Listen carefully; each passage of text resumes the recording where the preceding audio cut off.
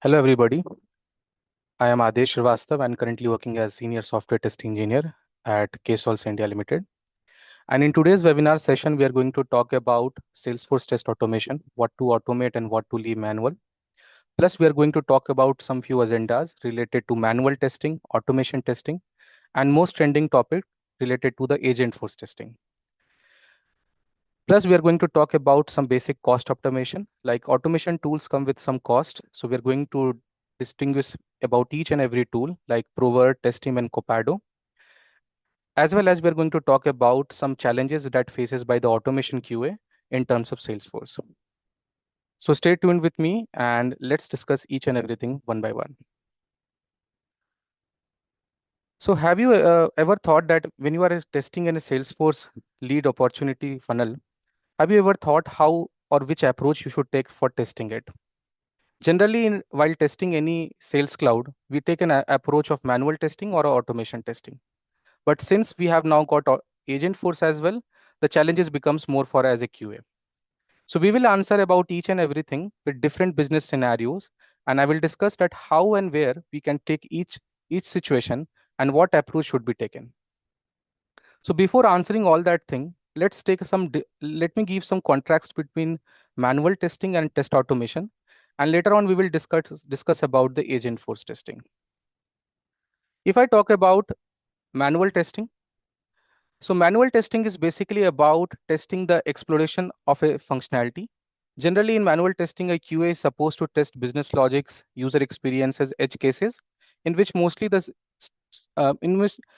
things are been given in the acceptance criteria.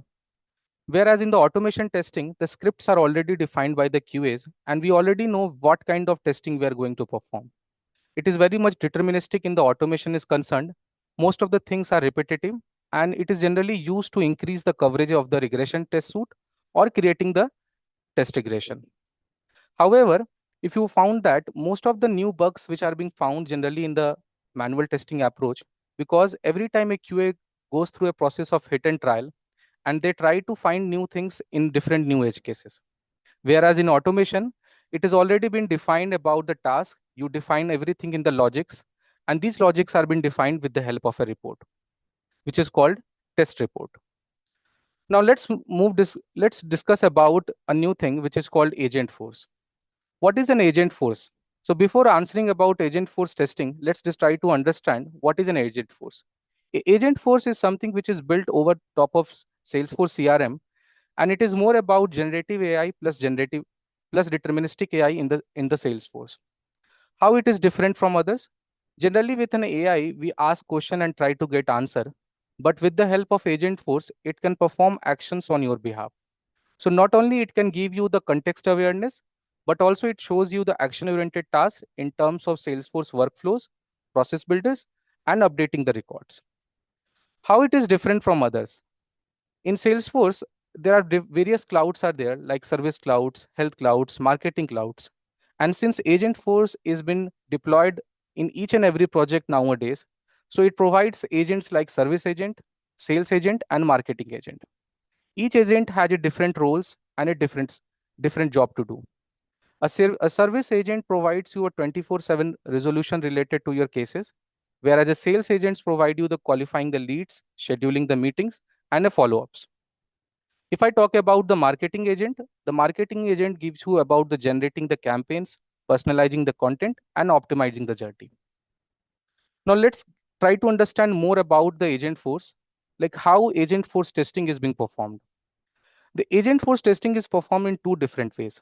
First, when you try to do without any code or without having any coding knowledge, then we use a Agentforce testing center. Here, generally the business analyst or the QA teams are supposed to give the intent of the problem, and the agent is supposed to generate 100 plus test scenarios. Not only it generates the test scenarios, but also it performs all those in the background. And with the help of a business tree, decision tree, it gives you the what test cases have been run and what are being failed. Whereas if a QA which is in automation and wants to test with the Agentforce DX, they have to generate the YML text specification. This specification gives you about the actions, outcomes, and about the CI/CD pipeline. Generally here in what happens that a QA is supposed to validate with the QA automation code that has been written in the local branch. And once the code being deployed with the help of DevOps operation, the agent force runs all that in the background and generates output for it. Now let's talk about one business problem where we have used agent force testing. Here is the business problem. A retail max retailer is there which has deployed customer service agent on Service Cloud. Now, what is the challenging part here is that the agent has been deployed with the agent force and they are expecting the a 24/7 answer from the agent force, and the QAs are running the Selenium scripts for it. Now, how the QA could perform testing for it? The QA could perform testing in different ways. First, the agent talks about the Salesforce actions in order. Second, agent returns about the content of each report. And third, escalating about the policy requirement. Now, the question arises why we are taking the approach of agent force testing, not about the manual or automation. Agent force testing is being used here is because it gives 100 plus 50 utterances in within a short minute of time. So with the help of agent force, you can run all the 150 workflows at the same time and get the answers with the help of these reports. So what is the result of this situation? The results are very deterministic that it gives you 90% of your answers, which reduces the effort of 3 days into 6 hours. So this is very important for as a QA to understand that how agent force testing being used in this particular approach. Now, the question arises why agent force testing is very important in 2026. The agent force testing is right now, if you are in any project related to Salesforce, either the agent force is going to be deployed or somewhere it has been already part of the Salesforce business. Agent force deployment has been increased like more than 70% in last 6 months. And most of the projects have already agent force deployed with different expertise. It fills the gap between the manual testing, automation testing, and the gap which is needed, which is required by the agent force. Third, it helps you to regulate about the AI outputs. Generally, what happens, AI comes with certain guidelines. We cannot rely completely on any agent force to fetch the record or update the records. There has to be certain guidelines that needs to be followed. So that is why agent force are there. Plus, it fills the gap where the QA requires to increase the test coverages. So these are some of the fundamental reasons why agents for testing is important in 2026. Now the important questions comes, how can a Salesforce QA decide that whether we should go for the automation testing, manual testing, or we should consider the agent force testing for a particular approach? I often come across different service clouds, and based on my experiences, I have divided it into 5 different questions. First is that whether the sprint which we are working, if you are working in agile methodology where a two week sprint cycle is there, are the changes been common? Is the feature stable? Is it deterministic? Means that whether you are giving the same kind of input and same kind of output, are the tests being result pass or fail? And most important question, how much time you are saving while using the approaches? If you got answer yes, then definitely you should go for the automation. And if you feel that yes, few things are there which is not up to the mark, then you should go for a hybrid approach or the manual approach. There are some other factors as well, which I have figured out here, through which you can take a call. First is the frequency, how much time the automation is being required. Generally, for the projects that I have worked in that requires mainly about the manual and the regression approach.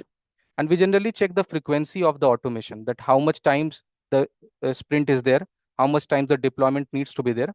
Plus, we also check how much changes are being done by the development team. If the changes are very often, then it is better to keep it manual, because whenever you try to automate certain things, new changes will come and it will break your existing test script. So these are some of the basic fundamental reasons where you can figure out which approach needs to be taken. Now here comes the second business problem, and here I will talk about the automation testing approach. This is a medical equipment distributor company which has deployed on Salesforce Sales Cloud, and it generates about 300 plus quotes. So the problem was that somehow a 15% discount coupon has been applied.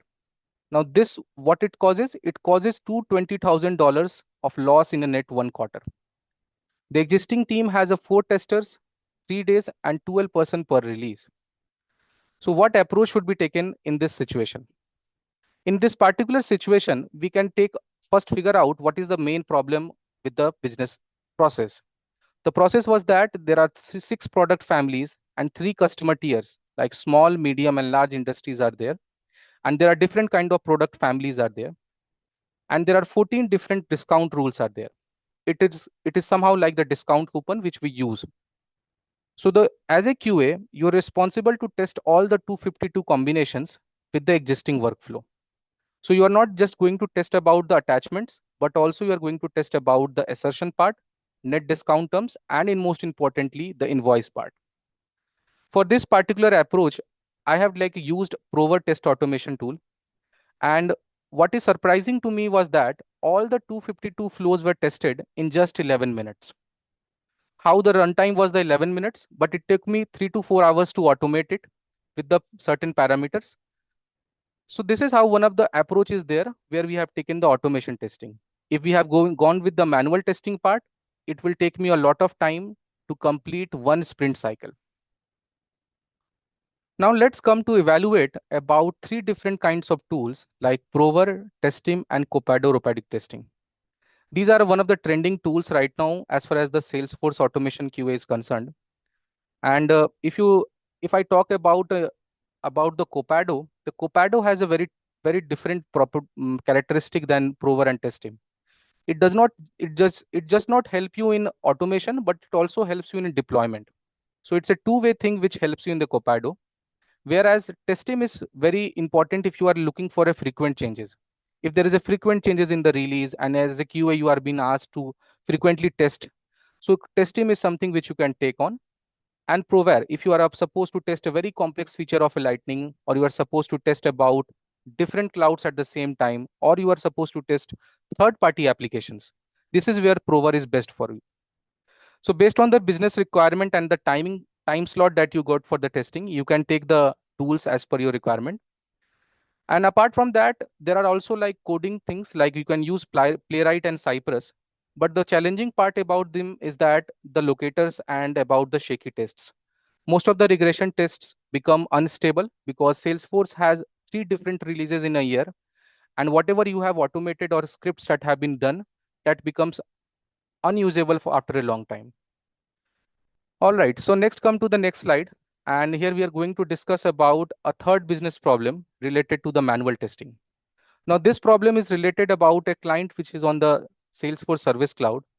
And the problem was to test about the KYC required documents. Now it has a 12 different conditionals and screens are there where the problem was supposed to be tested. And let's see what approach we have taken to test this.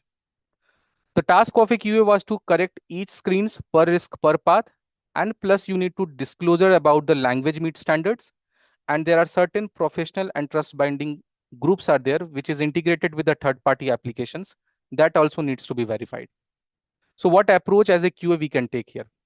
Here we take the approach of a manual testing because we are aware that the screens are generally the third-party applications are very different from the Salesforce. And it takes very much time to integrate and then figure out what tests are working, what is not working. Then there are problems related to the API responses. So instead of taking so much time, we took the approach of manual testing here, and we define all those things in the 6 different ways. And we walk through 6 different profile here. And once we are done with that, then we tested about the screen reader, the OCR part, which is related to optical character reading, and plus about the e-signs. So e-signatures. So these are the things which we have done. Now let's come about the results. What is the result of using this approach? So what we found that there were 11 important UX issues that was detected. 3 complex language detection was there, and 0 violation to the any legal team. So we found it everything in within 3 months, and we completed the 6 months project in a 3-month task. Now here comes about the CI/CD pipeline, how a QA can take about a CI/CD pipeline and what are the approaches a QA should do.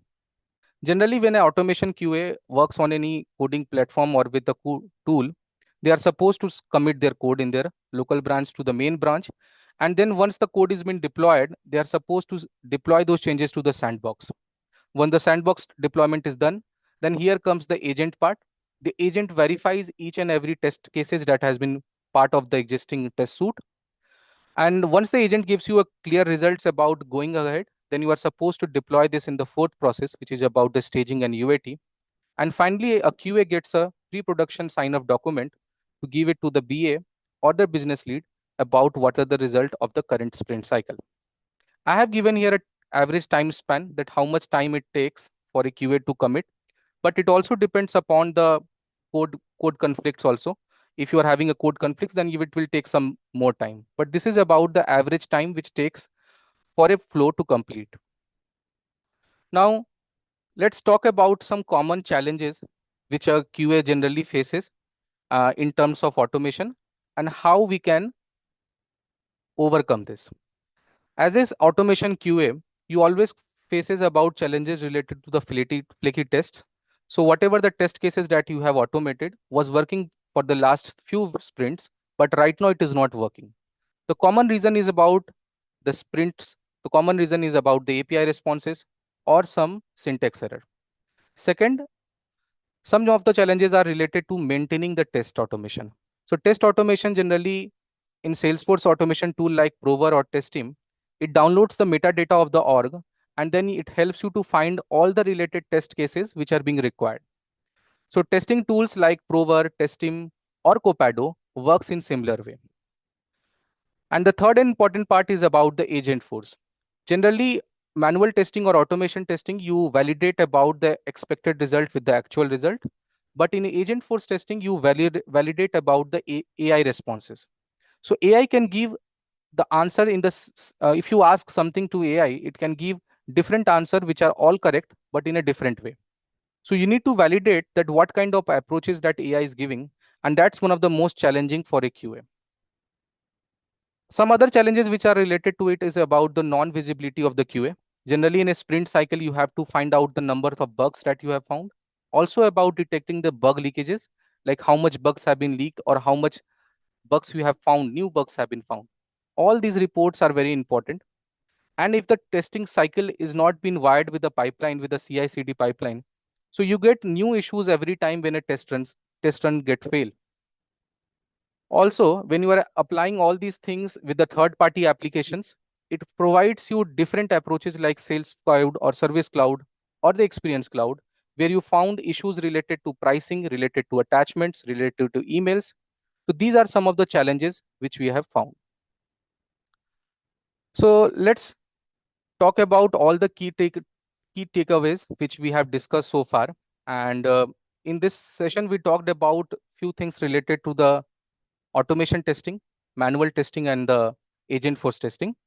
Plus, we also discussed about the validations related to the agent force and how AI can help you to test your existing test suite. Apart from that, we discuss about the metadata part and how we can override with the help of Salesforce tool. And lastly, we discuss about the CI/CD pipeline, like how automation test suite helps you to avoid the or block the bad deployments. So that's all from my side for today's session. And if you have got any questions, then please feel free to ask.